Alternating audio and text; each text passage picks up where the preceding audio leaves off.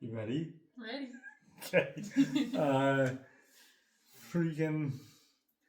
This video, what I wanted to kind of go over was my prognosis, my progression of ALS, the different things that I've seen, different things that she's seen, and so I believe in previous videos I've talked about where I haven't done much research into it because I don't care to know. I don't want to focus on the negative. I'd rather focus on the here and now and what I can accomplish. So to me, there's no reason to sit there and focus on the bad things that can come. So she might go into a little bit more detail if she wants. But I guess to where we start is kind of the first things that I've noticed. I'm sure I've talked about this before, but we'll just go through it in a little more detail. For me, the first things that I noticed was the weakness in my hands. And the two things that come to mind is when one of my daughters came up and asked me to open up a fruit snack. And, you have to just pinch it and tear. And I could not get that super strong grip because once I started to tear, my fingers slip off or whatever. I'm like, just give me the freaking scissors. We'll cut the stuff open. And then the other thing is at work with the magazines. If you don't know how a magazine works, there's a spring that's inside, and you just load the bullets, push, and that spring gets compressed. So when it starts to fire, that's what kind of feeds into the gun itself. And so as I'm doing that, like the first couple, super easy to get in there. There's not much retention on that spring or compression on that spring. But once you kind of go beyond that, that compression and that tension becomes a little much to get those bullets down. So I've had to get different like speed loaders or things like that to assist with that. So not a big deal. But yeah, the other thing I noticed is like if I get cold, especially if my hands get cold, you lose a lot of strength in them. So all that, and then going meeting with our primary care doctor. Did he ever mention the atrophy in my hands? I don't think. I don't feel like he did. No, it was not the main neurologist, the first neurologist.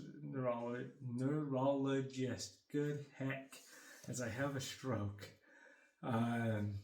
He made mention of it. I don't know how well you can tell. You can probably see a little better on camera actually looking at that. So the atrophy is basically your muscle deteriorating. So you can see it really good right there, just that crevice. Also on my palms. So what side? You can see the pad on his right here is flat, where most of the time you're gonna have a little arch there, like a little fat pad.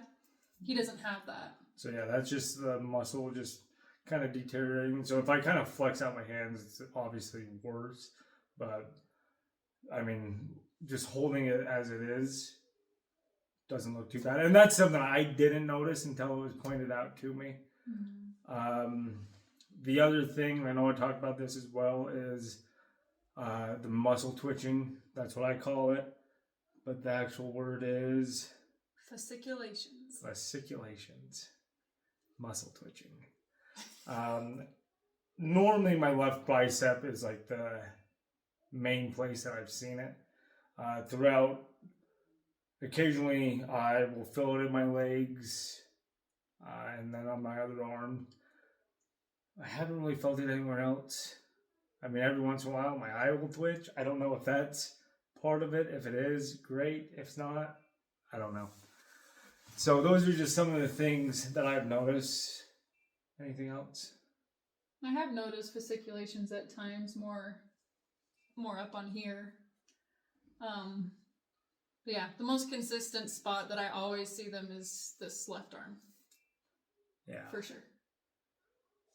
Yeah. I don't know. Do I want to share my work story about it? Your work story? Yeah. Is the person touching your arm? Yeah. Oh, it's up to you. Things not to do to somebody. So, we have a lot of people that work for us, and I think in my last video I talked about, I can't remember if I talked about it or not. I talked about different specialties that I have. One of the things that I have become very proficient in at work is DUI arrests. And I mean, I've been through hundreds, if not thousands of hours of training, have done hundreds of DUI arrests myself, have assisted, I would say, upwards of 1,000. So I've become very proficient in them.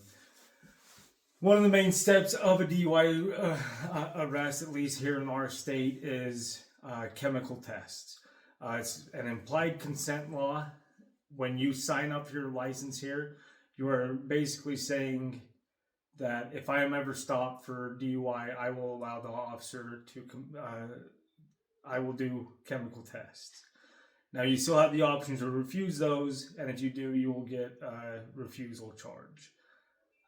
This is now turning into a legal discourse. Awesome. But I don't, there's agencies that do, but I do not actually conduct those chemical tests. We contract with an agency, and we work with some really good forensic nurses that come out and do those tests for us. The test that I normally ask for my in custody to submit to is blood and urine, because that will kind of cover everything, whether it's alcohol, controlled substances, prescription drugs even, that will show in those. So one of our forensic nurses, she's great. She has come out and assisted me on hundreds of these to do these blood draws. And there's one day where the fasciculations in my arm they were going a little much. And most of the time I can't feel them. Every once in a while they do pop off a little more aggressively. And that day was one of them. And so I'm sitting there and I'm just typing my probable cause statement for the arrest, and I can just feel her staring at me. And I've already had this conversation with her, so she knows. And I can just feel her staring at me, and I can feel her staring at my arm with it just twitching. And she goes, "So can you feel that?" I'm like, "Nope, don't even notice it," because I don't want to talk about it regardless when I'm at work.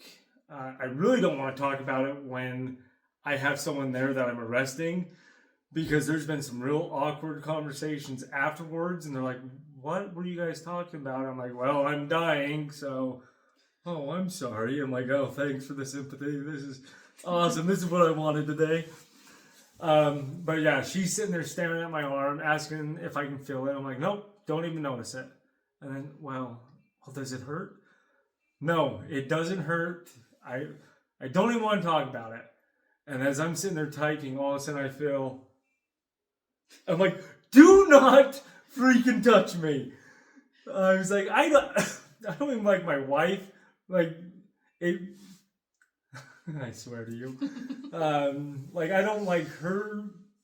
It's not that I just don't like to be reminded of it, right? I think that's more of where I'm coming from than anything else. Yeah, and I might have snapped at her a little bit. Just do not touch me. And I told her I don't like my wife pointing it out, things like that. And then she did it again. The next time I saw her, I'm like, "Monica, you cannot touch me." Sorry for the name drop. Anyway. Oh well, she knows. We've had this conversation. Bless your heart. Anyway, so yeah, things like that. But other than that, I really haven't had other symptoms or things. So I'm gonna consider myself very lucky in that aspect. And I mean, I've talked a bunch. If you wanted to kind of talk about what the doctors have said and things like that. Because they seem to think it's pretty good news as well. And I'm kind of assuming, but I feel like they're kind of surprised.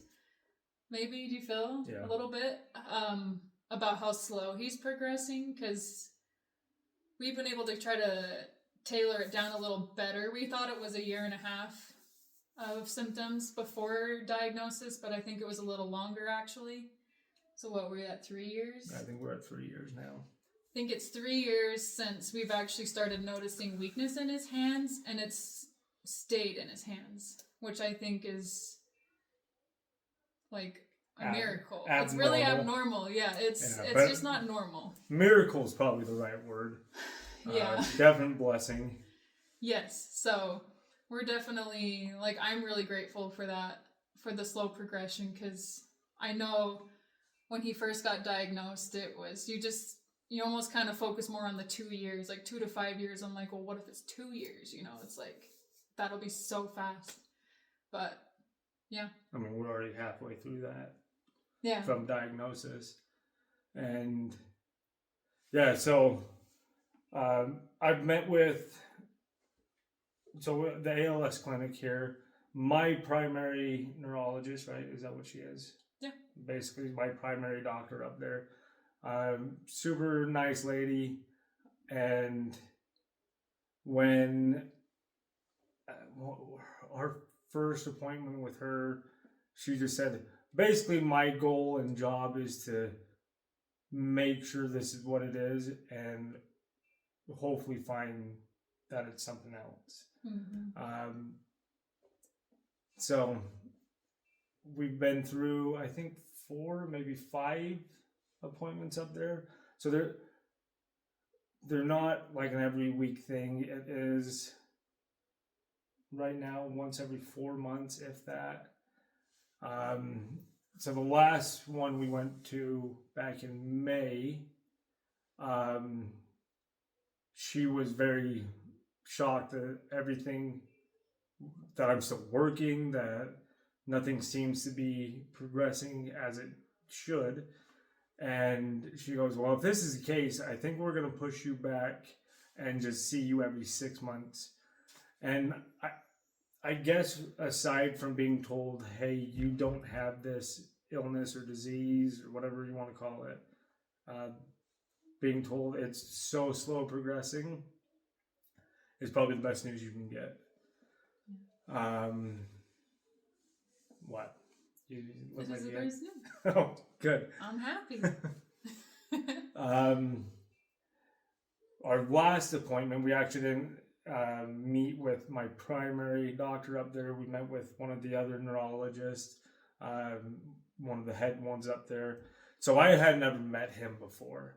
And he came in, so a lot of the things he's seeing is just based off of what they had charted from my previous appointments to what he's seeing now. And I think the words he used was that I'm a very unique case.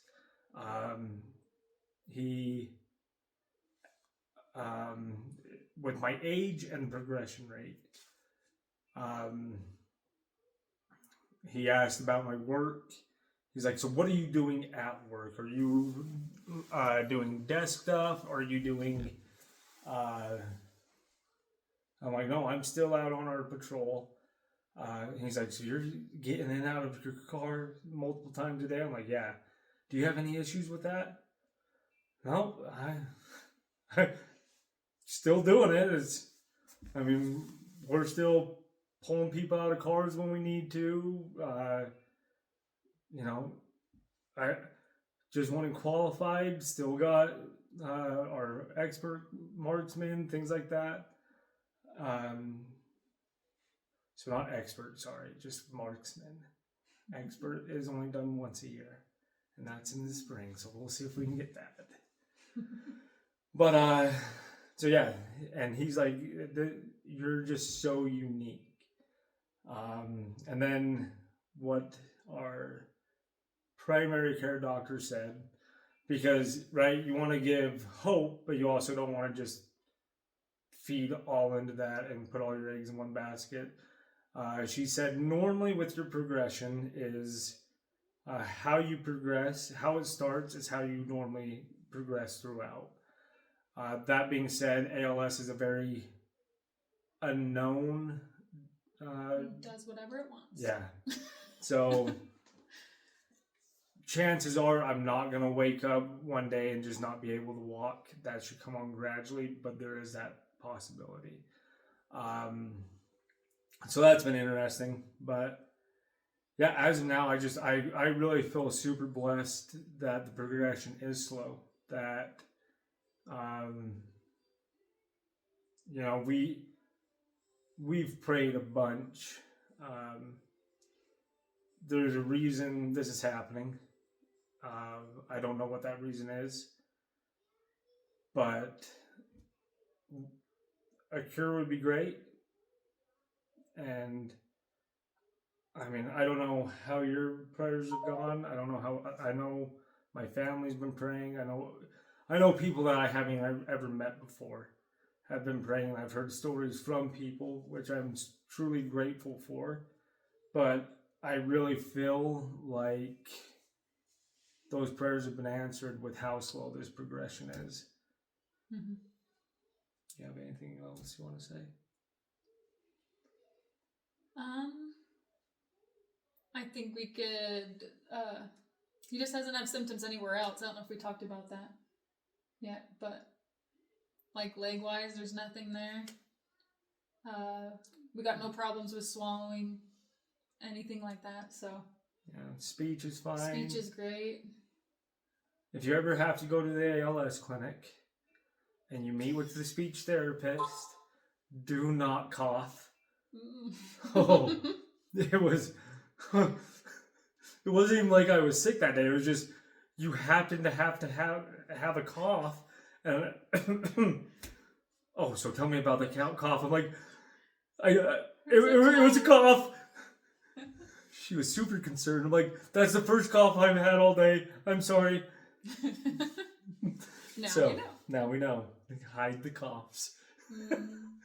So, but yeah, that's where we're at. If you don't have anything else to leave, I guess that's where we'll leave it.